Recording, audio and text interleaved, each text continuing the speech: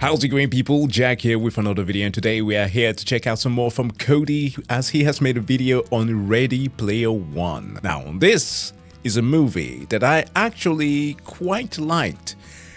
It has its flaws, definitely. It's one that has a interesting plot that could go somewhere, but kind of feels off. Some of the plot points there feel not truly real with regards to the whole it's internet culture. Like, how the hell can people on the internet who are terminally online not figure out a bunch of the things that are going on in the movie? The CG, while great at most times, has some wackiness to it that I really couldn't put my finger on. But the thing about this, interestingly enough, is that it isn't talked about a lot anymore, because it was supposed to be a huge thing. Came out in 2018, and past the year that it was released, I don't really think that anybody talked about that much. Like, even when the Apple Vision release was the only time where I actually got to see people meme about that movie again. But alas, I would say that perhaps the movie should have come with like a massive tagline of "This is for the nerds, this is for the major cinephiles who have a tendency of always dropping movie references in every single thing." Because of course you can capitalize on a lot of nostalgia, but you have got to do it right. And of course, lastly, this is for the Redditors. Because if anybody dares to tell you that this movie is worse than the book, no. Not in a million years. Get that thing on Audible and listen to it, because I did. I admit it, this is one of those few cases where I did not read the physical copy of a book. No! Like, you know the meme of the dude who plugs out his earphones then he's smoking, right? That was literally me. I had to do so many double takes while listening to the bloody thing. But hey, a New York Times bestseller. But anyways, folks, please do make sure to go and subscribe to Cody, and without further ado, let's get into this one. Hi. Do you like Familiar Thing? Of course you do. Everyone likes Familiar Thing. Well, what if there was a movie where you saw a lot of Familiar Thing? All of the familiar it's things. that thing, and that thing. So many things. This is a good movie because I have seen so many familiar things. That's Ready Player One, directed by Steven Spielberg. Of all people.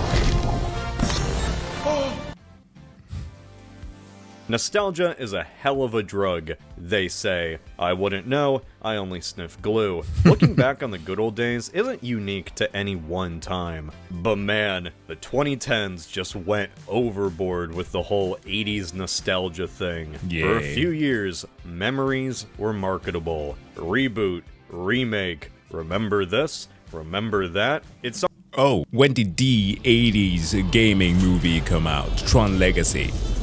Wasn't it exactly in 2010? And then we got Tron Ares with Jared Leto. Oh my god.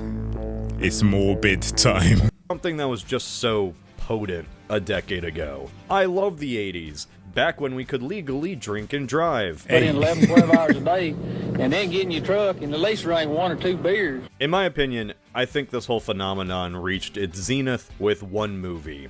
One film that encapsulated this cultural rot. Ready Player One. Mecha Godzilla! Yeah, that thing.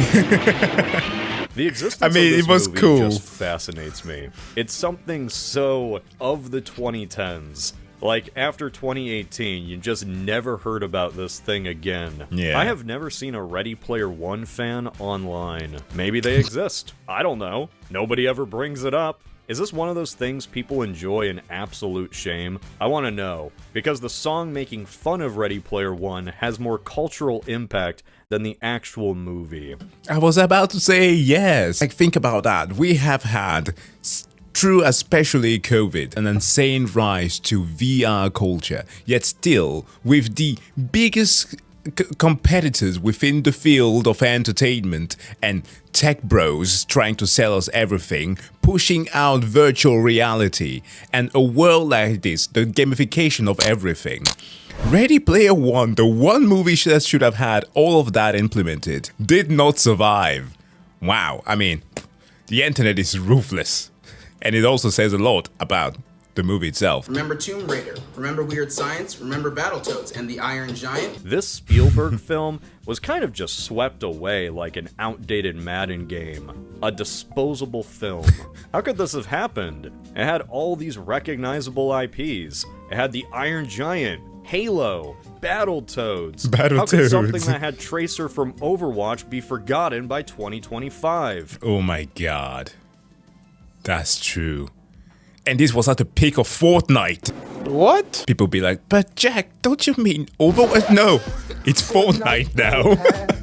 Holy shit, man, I'm just waiting for the day I die for Fortnite to have my skin in the game. In the movie Willy Wonka in the Chocolate Factory, the titular character, an eccentric visionary, decides who will inherit his fortune in a battle royale where each child's sins become their undoing. True. Ready Player One is just Willy Wonka, but in VR chat. In the year 2045, the world sucks, and it ain't getting better. People live in squalor, and the only way to escape their miserable lives is to put on goggles and go into the virtual world, the Oasis. A metaverse, a universe where you can do anything and be anyone. Everyone is obsessed with it, it basically controls society, and now its creator, James Halliday, is dead. As his final act, he announces that his inheritance will be chosen by an Easter egg hunt. The person who finds all 3 keys and passes the challenges will inherit $500 billion and Elon own Musk the entire money. Oasis. There are whole groups of Easter egg hunters called Gunters who scour for clues. There's an evil company called Innovative Online IOI. Industries, or IOI. IO Interactive has been very quiet since this one dropped. No, they actually grew extensively since this one dropped. Wants to disable ad block and milk the Oasis for all they can. And so far, nobody in 5 years has even found the first key. Not even IOI's thousands of employees. Everyone is just stupid. So that's the basics for the original 2010 book by Ernest Cline and the 2018 Spielberg movie. Same general plot structure, same characters. There is, however, one big difference between these two. Execution. A book.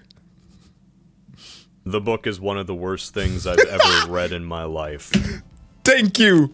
Finally! Now, in all fairness, I don't think that the vast majority of people who will be reading this book will actually tell you that it's good. It has a great idea. If you take away all of the weird mention of references constantly being dropped in there, you can actually have a solid skeleton. The problem with that, however, is that there's a clear reason why you don't let a fan just dictate how either a movie should be executed or how a book should be written, because sometimes they can turn out as Ready Player One, the book. I'm sure there are worse books out there. The rational side of my brain understands that worse novels do exist, but the rest of my brain just had to read a book which had quotes like this: Land of the Lost, Thundar the Barbarian, He-Man, Schoolhouse Rock, I knew them all. G.I. Joe. I knew them all, because knowing is half the battle. G.I. Joe! Does it become relevant within the story where there are quizzes that needs to be answered? Sure. But man, is it cringe to listen to. The term Reddit is thrown around a lot nowadays. This is Reddit, that is Reddit. Oh my god, I almost spilled my coffee. Insult used by all sides of the political spectrum, used by any community. No matter who you are online, nobody wants to be accused of being a Redditor. Shame. Reddit is now just a catch-all term for a very specific form of lame, dorky, and nerdy. It's a term I've avoided using because it's an internet phrase and it'll just be outdated. So trust me when I say this, because I don't use the term lightly. But this book is like the most Reddit thing ever, man. Oh my god. Yes. And it's a very specific form of Reddit, like an extinct version of Redditor that doesn't even exist anymore. I devoured each of what Halliday referred to as the Holy Trilogies. Star Wars, original and prequel trilogies, in that order, Lord of the Rings, Shut the fuck up, Matrix, Percival. Mad Max, Back to the Future, and Indiana Jones. Halliday once said that he preferred to pretend the other Indiana Jones film from Kingdom of the Crystal Skull onward didn't exist. I tended to agree. I also absorbed the complete filmography of each of his favorite directors: Cameron, Gilliam, Jackson, Tarantino, Fincher, Kubrick, Lucas, Spielberg, Del Toro, Tarantino, and of course, Kevin Smith. The whole book is like that. I want you to realize something. Okay, the movie is set in 2040, right? Which is like, I need to think this coming through, because depending on how we are going with the AI apocalypse and whatever, we might be closer to this time than we think. But for a movie that constantly harps on 80s references, Kevin Smith.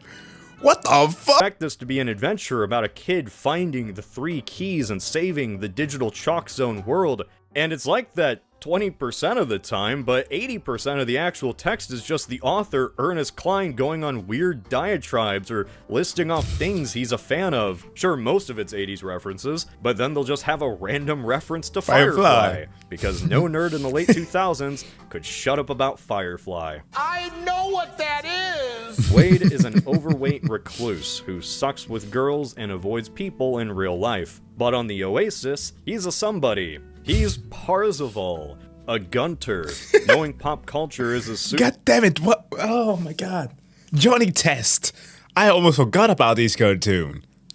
Okay, I'm in. Superpower. There's an entire chapter where Wade wins a pop culture debate against some other guy, like this was the Big Bang Theory, and he won it so hard that literally everyone clapped. Bazinga. Wade has the personality of a sheltered Gen X nerd, despite being born in the 2020s.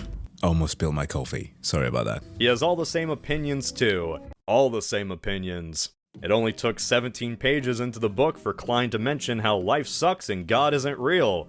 Wade has this whole inner monologue about how fapping is great, and it makes you smarter. This type of person couldn't exist on the internet anymore. They all got wiped out like the dinosaurs. Like, this is Will Wheaton as a book. Hell, Will Wheaton even narrates the audiobook. Yeah. And in the lore of the book itself, he's voted as vice president of the Oasis. Get out! The funny thing, though, is that when you remove really most of the book, you have a mildly interesting idea. And that's what Warner Brothers saw when adapting this thing. Because they bought the film rights before the book even came out. Oh, hold on. New York Times bestseller list. It all makes sense now. Okay, so here's the thing. When this movie was announced, as most people tend to do, I went and got hold of the source material, at least in audio form through Audible. And I don't always recommend doing that because it tends to spoil the enjoyment of the movie itself, okay? Much like in this case, sometimes it can result in something hilarious. But reading this book or listening to it, I didn't get that enjoyment, to be frank. There were very good moments, but some of it was, as I've mentioned, pretty cringe. So I couldn't quite understand why this book was considered such a huge bestseller. But apparently, this purchase makes complete sense to it. And actually, you remember the part where he mentioned the gooning there, or masturbation part? It's pretty hilarious. I think it's around chapter 19. I can read you an extract from that. Few moments. It's a little bit extra, but let's start with a little bit of context here. No outside light ever penetrated my apartment. This is Percival. The single window had once provided a view of the Columbus skyline, but I spray painted it completely black a few days after I moved in. I decided that everything outside the window was a distraction from my quest, so I didn't need to waste time staring at it. I didn't want to hear the outside world either, but I hadn't been able to improve upon the apartment's existing soundproofing, so I had to live with the muffled sound of wind and rain, and the street and air traffic. Even these could be a distraction. At times, I slip into a kind of trance, sitting with my eyes closed, oblivious to the passage of time, listening to the sounds of the world outside my room. Okay, at this point it sounds like pretty pretty kind of edgy. I'm gonna pretend to be a hiker type that you tend to see in movies, right? But obviously, we understand the context. But then it goes rambling about capitalism with inch forward without my actual having to interact face to face with another human being. It gets crazy. And then you get this part here. I confronted the grim realization that virtual sex, no matter how realistic, was really nothing but glorified computer-assisted masturbation. At the end of the day, I was still a virgin, all alone in a dark room, humping a lubed-up robot. God. And my favorite part, okay, this is about the end of it, that actually sells out the point in chapter 20, I would argue that masturbation is the human animal's most important adaptation. You see, thinkers, inventors, and scientists are usually geeks, and geeks have a harder time getting laid than anyone. Without the built-in sexual release valve provided by masturbation, it's doubtful that every human will have ever mastered the secret of fire or discovered the wheel. Give this man the bloody Nobel Prize! No writer has ever exceeded his genius. Masturbation is freaking magical.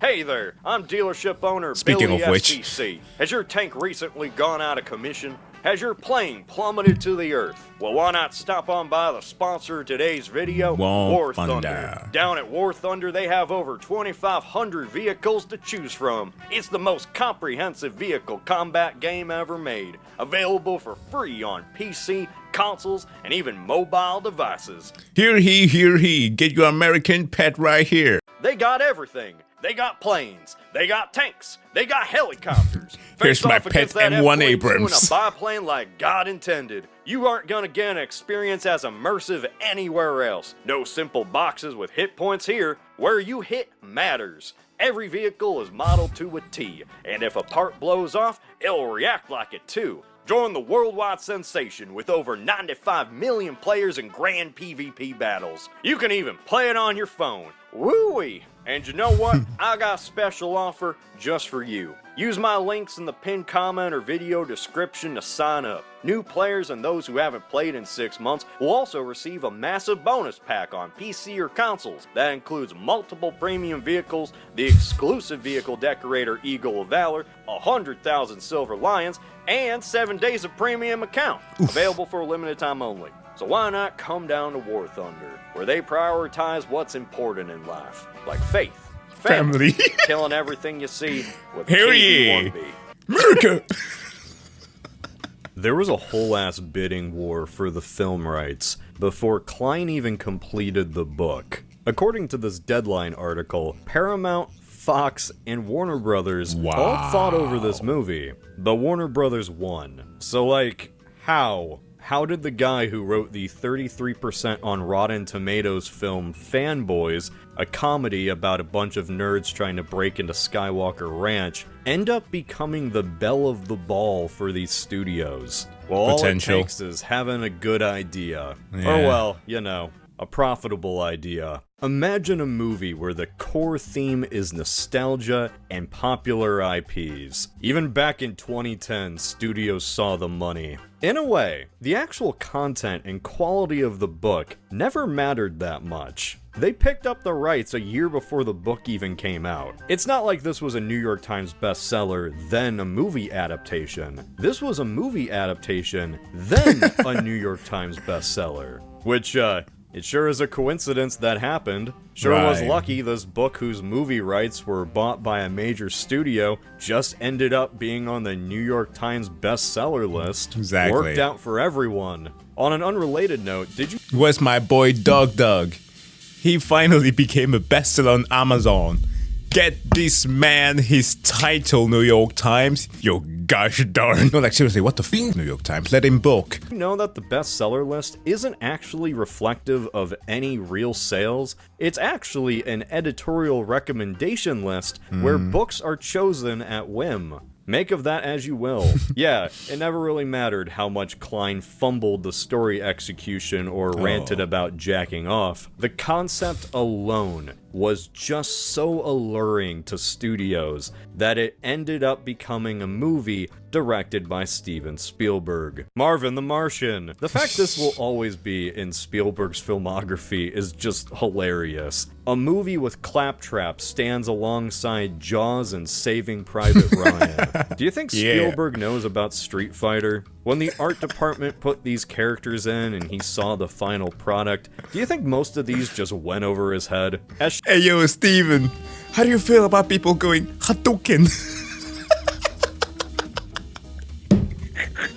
Spielberg just staring at you with evil intent. Oh, Shameless shit. as this movie is, being a vehicle for nostalgia and all, even literally having nostalgic vehicles, I don't think anyone could have pulled off this adaptation as well as Spielberg. Apparently, the studios wanted Josh Trank to originally direct. Like, fan-forced Josh Trank.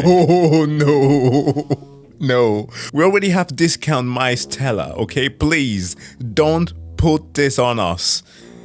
Gosh, that was a nice dodge. That would have been hilarious. Why didn't we get that one? They should have done that. No. Sub-Zero. Ready Player One is really two different films happening at the same time. On one hand, we have the live-action real world. It's like a traditional Spielberg film. These sections are very deliberate and readable. It has the energy of an older movie. The visual language is intentionally nostalgic. It's also helped that the score is done by Alan Silvestri, composer for all the Back to the Future movies, Forrest Gump, and The Croods. The score is intentionally cheesy and emotional at times, almost too much. Like, by the end, it just swells so much, I'm just thinking, alright, pull it back a bit. The other half of the movie is a Blur Studios cutscene. Hey! I want to say this race, God. amazing. After suffering through the book, I actually liked the start of Ready Player One. Shows the dorkiness of everyone being obsessed with VR. I even thought, wait, why didn't I like this movie again? Oh. Lex Luthor. I actually very much like the real life aspect of it. Especially that intro. That little girl that was just left there at home, like, oh my god. It truly shows how dystopian things can get if, well, a technological advancement get out of control. Which it already has, but, you know, more out of control. Cool. From a technical standpoint, the CGI is pretty impressive in 2025, but in that way, a video game commercial is impressive. True. And it's crazy to see characters in this movie look like Super Smash Bros. Will in 2013. Battletoads. That's really the most the Oasis scenes bring to the table. Like, if you wanted to see a photorealistic Iron Giant, then there you go. And hey, even on this last rewatch, I was not immune to seeing a CGI Gundam fighting Mechagodzilla. That was cool. I thought that was pretty cool. I know. I fell for the propaganda. Hey. I recognized familiar thing, and I liked. Hey, listen. When that one trailer showed up with Van Halen jump, of course I went to the movies. Nobody can fault me for that. I fell for the oldest trick in the book. Familiar thing. I'm a hypocrite. Look, I'm not above seeing recognizable thing and Space getting Marines. enjoyment out of that. Those I'd actually Space go Marines. against the grain here and say they should have had more recognizable characters in this movie, because the original ones they created look absolutely horrifying. Uncanny. Stop staring at me with them big old eyes. The visual style they went with for the entire Oasis is just baffling. I get it's a video game, and that's the excuse for why the CGI looks the way it does, but did our main protagonists really need to have giant bug eyes? Did this need to be Alita Battle Angel bad? That's why I found it unsettling. It's Alita Battle Angel, but just weird. Because at least in Alita, you had that one distinctive entity which was her, separating her from the rest of everything else. Even when you have characters like Grishka and the other dude whose body got turned into clockworks. God, I forget his name, but he's like a buffer version of Lex Luthor's Nicholas Holt. But anyways, when even those characters look human-like, I don't get it. I don't get why they went with this. Parzival and Artemis just look so off-putting. How am I supposed to feel any emotional attachment to these characters? How am I supposed to take anything this guy says seriously? The live-action segments are ironically a reprieve from this ugly VR world. How does the virtual world meant to escape the depressing reality look just as bland as Columbus, Ohio? This is the Oasis. People can go and do anything. And what do we see for the whole movie? Inception, New York City, a dark club, Not enough The Shining, a depressing wasteland. And yeah, it's Planet Doom from Voltron, Sure. but that doesn't make this battle look any less like a visual mess. It's all technically impressive. I'm sure a lot of artists worked on this, but like, what's the point if it's all a blur of grays and blues? The original characters look bad, the environments look bad, and the only interesting thing we get are the characters from things we actually like. Kinda seems like the point of this 80s stuff is that it's just a cover for a dying society.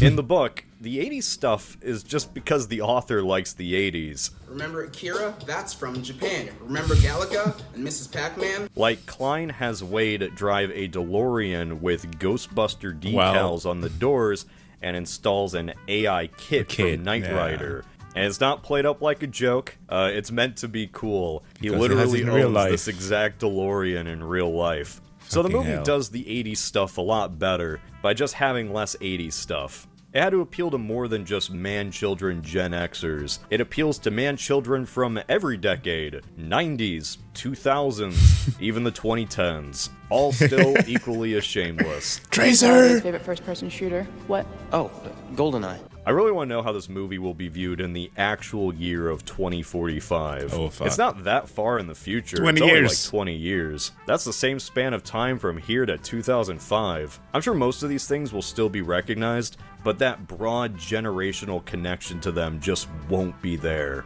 I know what a Battletoad is, but someone watching this in the 2040s will just be like, what's that humanoid frog thing? Who will be remembered and who won't be, I can't really predict. Oh my god, can you imagine the future if they go like, are those Ninja Turtles? Like the collective consciousness of Gen Xers and millennials just going like, no fucking way you said that. But you bet that there will be people who will say stuff like that. But hey, times they are a-changing. All I can say though is that this movie is going to be very baffling to people in 20 years because nobody will remember Tracer from Overwatch. Tracer shows up like 4 different times. It's so distracting. Sleeping in bathroom breaks? It's a constant reminder this was made in 2018. Yeah. In 2 decades, people are just gonna be like, who the f*** is this? Why do they keep showing this girl? Is she an original character? No. Nope. This was just a big game in 2018, and Blizzard dropped the ball so hard, it's now the most poorly aged inclusion in a movie that has TJ Miller as comic relief. The Tootsie Pop. Remember that old commercial with the...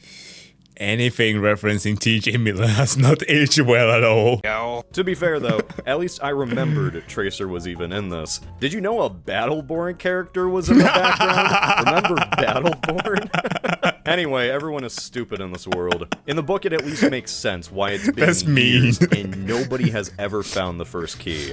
Nobody even knows where to start. In the movie, the first key is locked behind this race, and anyone who wins the key. Nobody has won the race in 5 years. They keep getting smashed by King Kong. So what could the solution possibly be? Just go backwards. Yeah, in the movie, Wade gets the first key because he was the first one to go backwards. Like... In our world where speedrunners break games just for a 10-second time save, nobody broke this game with a $500 billion on the line. Spawn! If this contest was real, gamers would have cracked this egg hunt in under a week. Hell, someone would have gotten the first key in the same hour Halliday died. Going backwards is the first thing anyone would have done. Exactly. Even if by accident. Now, to be fair, I saw someone on the Ready Player One subreddit, the only place I actually see people discuss this thing, theorize that maybe somebody needed to see Halliday's old memories and figure it out in front of the butler, because the butler is Simon Pegg, don't worry about it, and then Simon Pegg would activate the trap door to go backwards. I think that's giving the movie way more credit than it intended. If the movie really wanted the audience to know this very clever thing, then maybe Simon Pegg would have told Wade that that's how the first key worked at the end of the movie. I just don't see Klein and the writer of Free Guy recognizing that this whole backwards thing is really dumb, and they intended for the butler noticing to be the way that the first key actually worked. I think if that's what they actually intended, they would have just told the audience, because they want the audience to think the movie's more clever than it actually is. From what we're given in the actual movie, though, Wade was just the first guy to go in reverse. And there is no Snyder Cut, so stop. Stop the speculations. Not even the big bad Amazon company with their infinite resources has ever tried to go backwards at all. And this is the company that can dox people and bomb their house.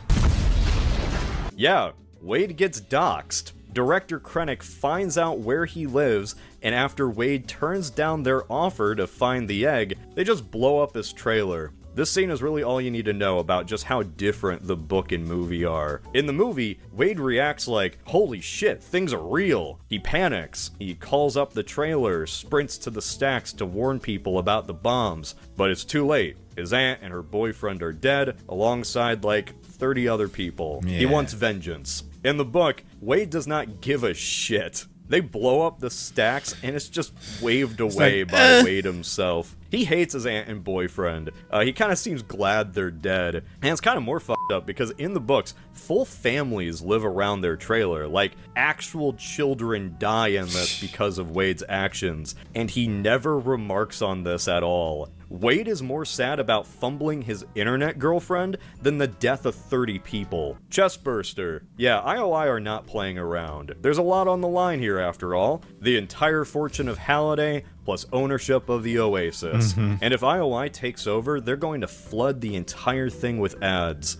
Milk the Oasis for all the money they can make. You know, however the Oasis makes money, considering it's essentially free-to-play, but somehow Halliday made billions. Wait, how did Halliday make billions? The gamification of everything, as I said at the start of the video. Like, I am surprised that a content creator like, let's say, Coffeezilla, who tends to cover like scams, has not, in the entire time that he's been recording and editing from his $1 billion recording studio, hasn't included the clip of Ready Player One in there, because it's quite literally what they do. The Oasis is really just a stand-in for the internet.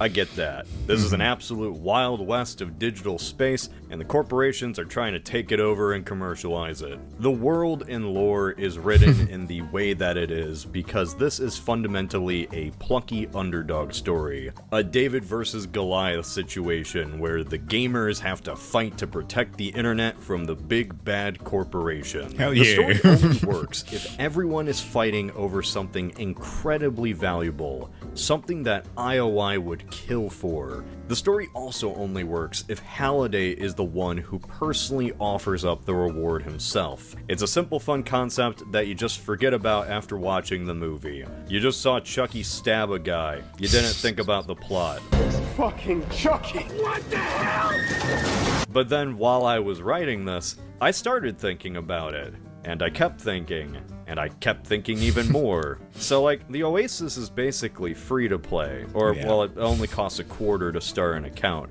There are no visible ads anywhere. So how did Halliday become the richest man on Earth? Like, really, like Nvidia, $500 billion is Elon Musk's size. It's almost double the net worth of Jeff Bezos. It doesn't make a lot of sense, except it does. Halliday probably got a lot of his wealth through the stock of his company, Gregarious Simulation Systems, or GSS. Like, you know how Nvidia right now is providing hardware for the many AI companies, right? In this kind of like incestuous Ouroboros snake that is eating itself. This bubble that we're not supposed to call a bubble, despite the leading figure of one of said bubble makers Calling it a bubble. I know there was a lot of bubble talk there. So like, yeah, essentially as long as they got the tech, the evaluation on the stock market can just grow exponentially. And they can also make real cash, unlike the people who are lending money to get their services, like, let's say, the AI companies right now. And GSS is wealthy because of the Oasis. By the time of 2045, the Oasis has existed for decades. Funnily enough, it actually formed this month. December 2nd, 2025. It isn't just artificially pumping up GSS stock like Nvidia. This is a real operation creating a profit for shareholders that keeps getting bigger. So the real question here is, how does the Oasis make money? This is a virtual world, and a virtual world is such a good idea that of course it would be profitable. But how? The metaverse tried the exact same thing, and that failed. There has to be a reason why Halliday's fortune is as big as it is. It's the coin. The coin. You can buy anything with coins. Virtual gear, cosmetics, weapons, and even real items. Oh, yeah. So stick with me here. There's a scene in the movie where Wade's aunt's boyfriend gets pissed because he zeroed out. In the Oasis, a character can die and respawn, but they'll basically be a new character, like a roguelike. He's mad because he spent real money on virtual upgrades and gear just to lose it all.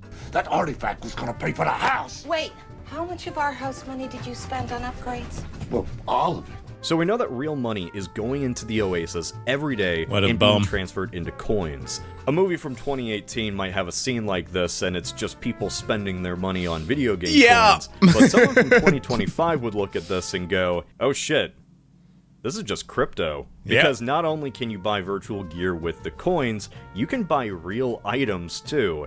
Oh, yeah. But even then, just because something's digital, it doesn't mean it's not as valuable. There's an entire underground black market for just Counter-Strike skins. Real money being made on virtual stuff. Real lives being ruined by people spending actual money on digital stuff they might not even get. Oh, I'm a little bit disappointed that he didn't add in the amazing edit of Jake Gyllenhaal just showcasing the knives. It's awesome. It's so lifelike. Oh shit, this is just online gambling. In the story of Ready Player One, James Halliday is this Willy Wonka figure. His biggest flaw is that he's too obsessed with pop culture and never really lived a real life. He's kind of the emotional core to the film, where the entire Easter egg hunt is just him expressing his greatest regret, where he never told his crush how he really felt. She wanted to go dancing, so we watched a movie. But if you wanted to be a little asshole and overly dissect the story like I am, you could say James Halliday is not a good guy at all. In fact, the game he and Simon Pegg invented is kind of evil. Take it out of here! In 2010 terms, Halliday made a very cool MMO. In 2025 terms, Halliday and GSS created a microtransaction free-to-play game that runs its own crypto economy and constantly enables online gambling. We can go even deeper. So the characters can just die and lose everything, right? That's established.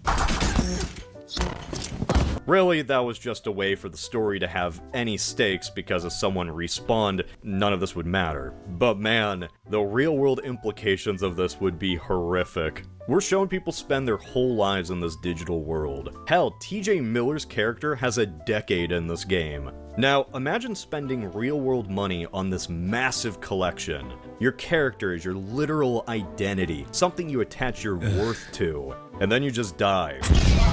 How many people off themselves in this world? I bet TJ Miller did. How many people are psychologically destroyed every day by the gameplay loop the Oasis created?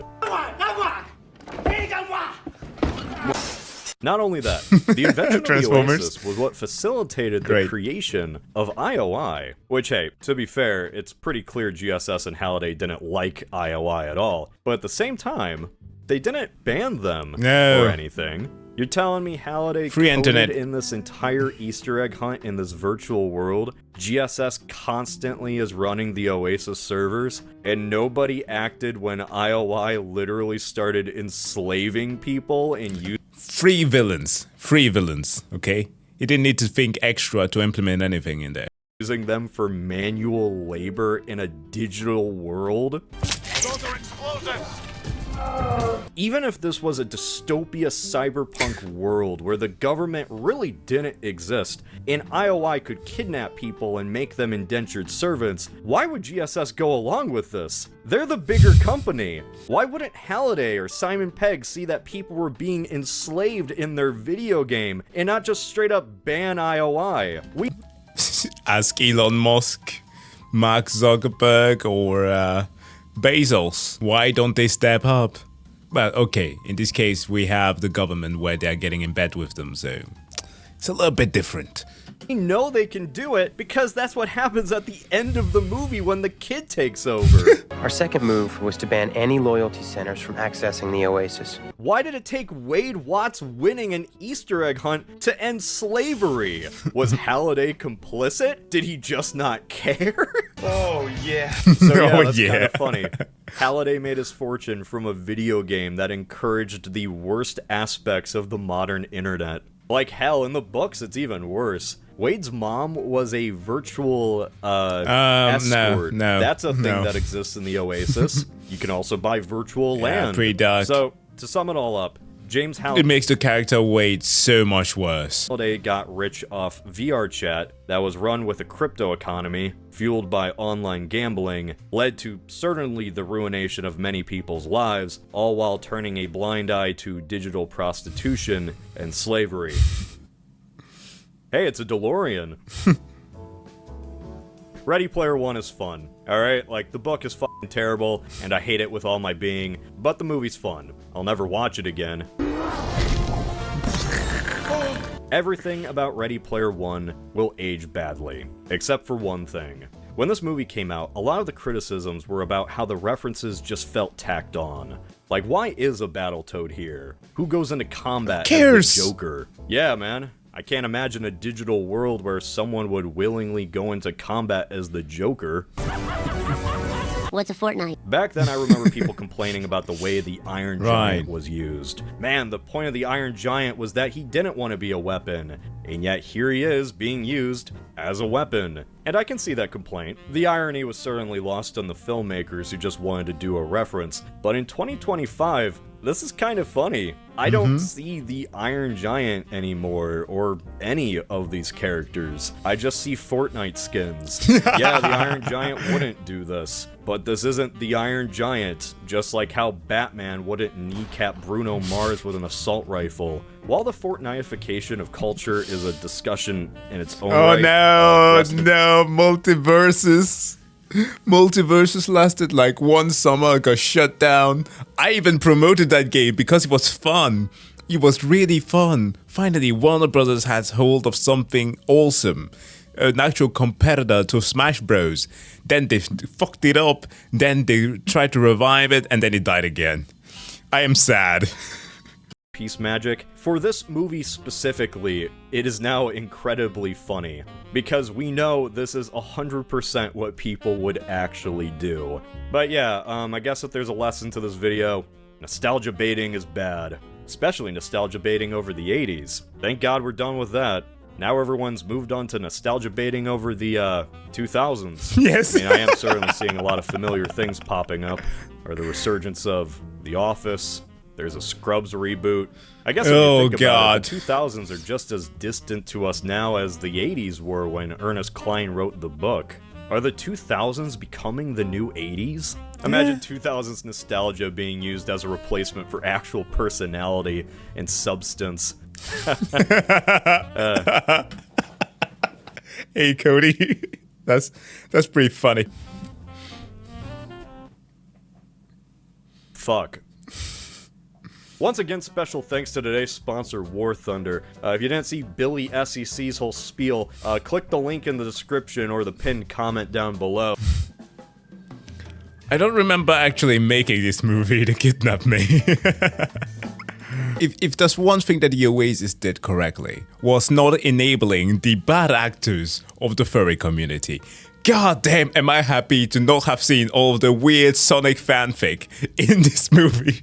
Unlike how we are likely going to be seeing in an upcoming one called Zootopia. Because the way that I've seen some of the references that are obviously taking inspiration from fan art. But yeah, Ready Player One was still a funny movie and a pretty entertaining one, take it as it is, despite its flaws. I still like it, and I think that it should be remembered. But folks, how do you feel about it? Let me know in the comment section below, and hope that you liked the reaction. And of course, make sure to go and subscribe to Cody if you haven't already, and like this video. See you guys in the next one. Have a wonderful day. Bye.